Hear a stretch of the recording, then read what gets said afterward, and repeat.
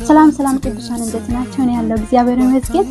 ዛሬ እናንተ ጋር የእግዚአብሔር ቃል ማንበብ ነው መጣሁት መማር እኔ አነባለሁ። እናንተ ባላችሁበት ቦታ ይህን ቃል እያሰባችሁ እያሰላሰላችሁ ለእናንተ ለራሳችሁ ወሰዱት ማለት ነው። እኔ በጣም የምወደው የሐዋርያት ሥራ ምዕራፍ አንድ ቁጥር 1 እስከ 9 ያለው ነው። በክርስቶስም አነባለሁ ተብሎስ ወይ ኢየሱስን የመረጣቸው ሐዋርያትን በመንፈስ ቅዱስ ካዘዛቸው በኋላ እስከረገበት ቀን ድረስ ያደረገውና ያስተማረው ዘንድ ስለጀመረው ሁሉ መጀመሪያው ነገር ጽፍ።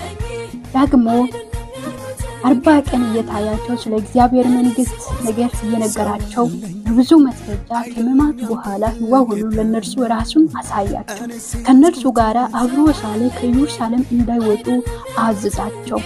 ነገር ግን ከእኔ የሰማችሁትም አብ የሰጠው የተስፋ ቃል ጠብቁ። ዮሐንስ በውሃ ጠምቆ ነበርና እናንተ ግን ከጥቂት ቀን በኋላ በመንፈስ ቅዱስ ትጠምቃላችሁ አለ። እነርሱ በተሰበሰቡ ጊዜ ጌታ ሆይ በዚህ ወራት ለእስራኤል መንግስት ትመልሳለህ ብሎ ጠየቁ። እርሱም አብ በገዛ ስልጣን ያደረገውን ወራትና ዘመናትን ታውቁ ዘንድ ለእናንተ አልተሰጣችሁም። ነገር ግን መንፈስ ቅዱስ በእናንተ ላይ በወረደ ጊዜ ኃይልን ትቀበላላችሁ።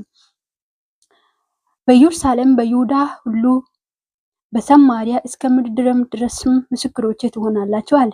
ይህን ከተናገረ በኋላ እነርሱ ያዩት ከፍ ከፍ አለ፣ ደመና ከዓይናቸው ሰውሮ ተቀበላቸው። አሜን። ኢየሱስ ጌታ ነው። የእግዚአብሔር ቃል ነው። የተባረኩበት እግዚአብሔር ይባርካችሁ። ይሄ በጣም የሚገርም ቃል ነው። ኢየሱስን ከሞት ከተነሳ በኋላ ወደ ሰማይ ያረገበት በጣም ድንቅ ቃል ነው። ተባረኩበት። እግዚአብሔር ይባርካችሁ። ተወዳችሁ። ሰብስክራይብ አድርጉልን። ለዚህ ቻናል